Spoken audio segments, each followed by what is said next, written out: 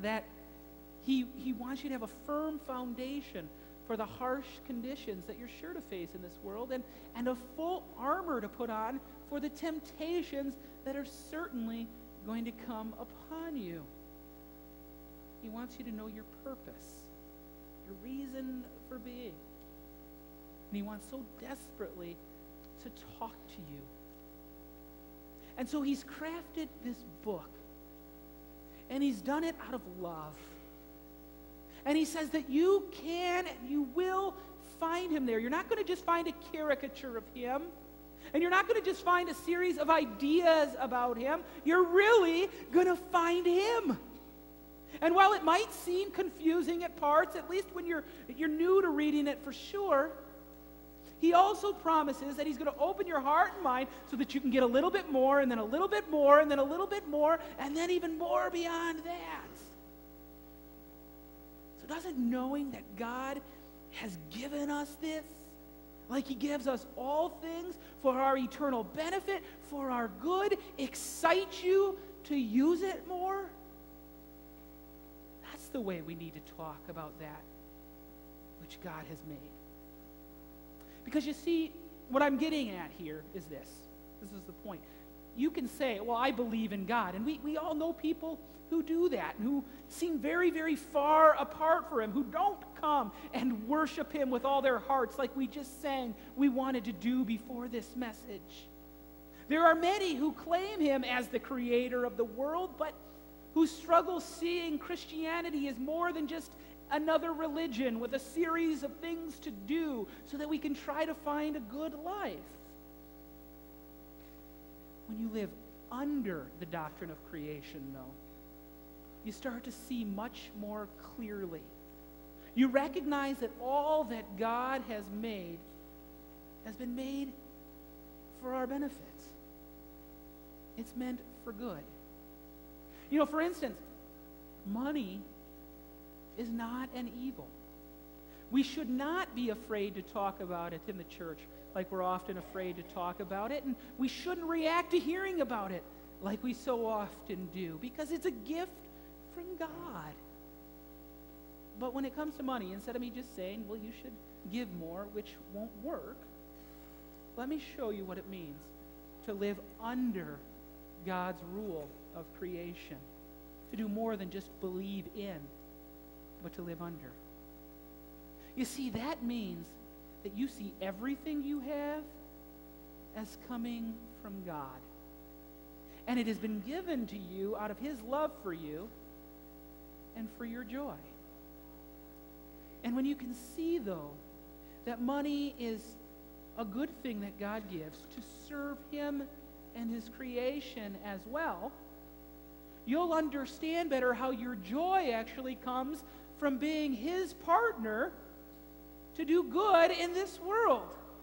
Think about it. It's our resources, not money growing on trees, that builds churches and that pay the workers and that provide the programs. And the only reason that we ever talk about giving more is because think about what we could do for the rising population in our community who are homeless and hungry and poor. Think about the new ways that we could fund to serve the marginalized and the distressed. Isn't it awesome that God says to all of us at our various places along this faith journey can in some way, somehow be at the very forefront of changing this community and world. We can do great good. That's the way we should be talking about the things that God gives us. To know that there is unlimited potential in them to change this world. You know, it's the same way with sex. I found that, by the way, anytime that word gets mentioned, some of us get very nervous. And it's because we are forgetting what it means to be under his creation. Remember, this is the very thing that God says is actually going to bring about new life in this world. You know, the way we need to be talking to our kids is to help them see God's design in all of this for husband and for wife, and to show them how good and meaningful that is. And then encourage them to strive to live for that, instead of acting embarrassed and nervous, or like something is secretive and illicit and wrong, and then just hoping that they'll be scared enough not to do it, because that doesn't work. You see, I know I have a great temptation in my life because of my personality to kind of resort to having the first way of talking about something as though there's something wrong with it. I have to catch myself, for instance, when I talk about youth sports, all the sports that our kids are involved in here. You know what? They're not bad at all. They're good. Rest and relaxation from God is a gift, and it's meant for our joy and for our good.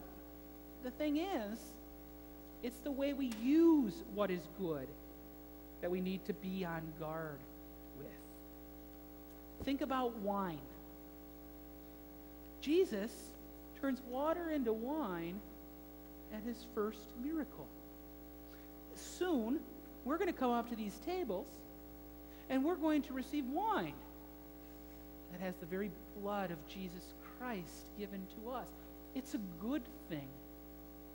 But we also know, because of the pervasion of sin in this world, that what is good can also be used to our great detriment.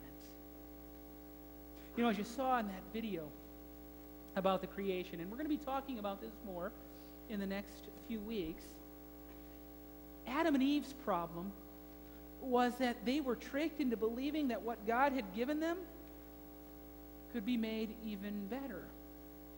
And so what they started to do was look at what was good, and for their joy and for service to God, and tried to get more out of it. They looked to find satisfaction from those things instead of from the one who made them. And his story tells us, and history confirms it, that now we all have ingrained in us this great capacity to suck the joy and the purpose out of every single thing that's meant for good, whether it be money or intimacy or relationships or our bodies or nature or alcohol. You can just name it and go down the list. Now, like all those things that I mentioned before, I could simply say about this fact